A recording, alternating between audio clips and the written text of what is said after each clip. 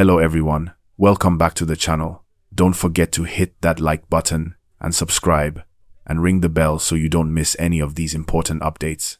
Today, we've got a major story unfolding in the Federal Capital Territory of Nigeria that you need to know about. Stay with me as I break it all down. So here's what's going on. A protest big enough to draw attention in Abuja was organized under the banner number Free Nnamdi Kanu Now. And during that protest, security operatives fired tear gas and even live shots to disperse the crowd. The protesters were demanding the release of Nnamdi Kanu, leader of Indigenous People of Biafra, IPOB. Here's how the events played out. From early hours of Monday in the Maitama area of Abuja, security teams had already cordoned off roads around key parts of the city: the Three Arms Zone, Unity Fountain, Federal Secretariat. The protesters gathered near the Transcorp Hilton Abuja and other locations with placards and slogans, chanting things like, "Free Nnamdi Kanu now. It's our constitutional right to protest. Don't tear gas us." Then, the security operatives, including police and other armed units, began firing tear gas canisters, as well as what witnesses described as shots to scare or disperse the crowd. Important detail. Among the protesters was Omoyele Sowore, a well-known activist who helped lead the protest despite a court order and warnings from the police. According to his account, the protest had been communicated in advance. They intended a peaceful march, but the security operatives moved swiftly, perhaps even preemptively, to break it up. The result? The protest didn't proceed as planned. Many protesters fled, some under tear gas blasts, some under live shots or the threat thereof, and many were prevented from even reaching their intended points of gathering. Roads were blocked, access to key areas was sealed off. Some bystanders and even regular workers got caught up in the tear gas or in the mass dispersal. One roadside trader, for example, reported that security operatives fired gas on all of them, including innocent workers. Now, why is this so significant? Well, let's look at the background. Nnamdi Kanu has been in detention. His supporters say his detention is politically motivated. The protest is tapping into deeper feelings in the southeast region of Nigeria, particularly among the Igbo ethnic group, of marginalization and of not having their voices heard. Second, the state's heavy-handed response using tear gas and live shots to disperse a protest that claims to be peaceful raises questions about freedom of assembly, civil rights, and the role of law enforcement in Nigeria. So, let's unpack what this means for you and me, because it's not just another protest. First, if everyday commuters were blocked, roads were sealed off, businesses impacted, it affects the rhythm of daily life. The protest started at a known spot, Transcorp Hilton, but security had already sealed routes and made movement tricky. This means the cost of public demonstration and disruption can spill over to ordinary people. It makes you ask, when there is right to protest, how safe is it in practice, and how far can it go? Second, it opens up a bigger conversation about how citizens exercise their democratic rights.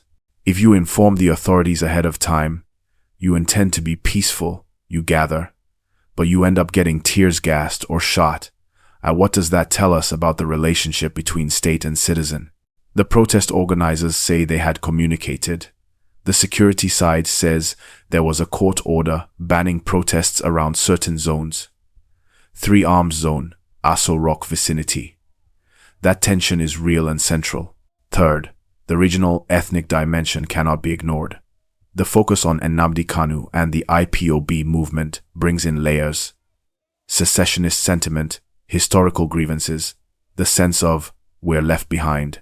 If the government holds on to the detention of Kanu and is perceived as not presenting transparent evidence, as the organizers claim, that fuels frustration. Sowore said that the government must present its evidence before the court and that the process appears like an attempt to obstruct justice. So, what's next? A few possible developments. There might be arrests and further crackdown. As seen already, Kanu's brother, lawyer, reportedly arrested during the protest. The authorities may review their strategy on managing protests in the FCT, especially in sensitive zones. There's likely to be follow-up mobilization by activists, especially given that this protest did not go fully as planned. They will likely try again, weigh their tactics, maybe shift locations. The story also feeds into national discourse, how Nigeria handles dissent, how much leeway is given to protest movements, the cost of doing so. Now, for all of you watching, what does this mean on a practical level? If you're planning or part of a civic activism group, you'll want to think, where can we mobilize safely? What kind of notice do we need to give? What are the likely responses from authorities? How do we ensure bystanders are not harmed? And if you're just an ordinary citizen, you want to stay informed, because these disruptions can affect your commute, your work, your safety. Let's also talk briefly about the optics. Imagine being a passerby in that area. You go about your business. Suddenly, security operatives block roads. Maybe fires, tear gas, maybe shots ring out. Not a comfortable setting. That was reported. One reporter from AFP was temporarily detained during these events.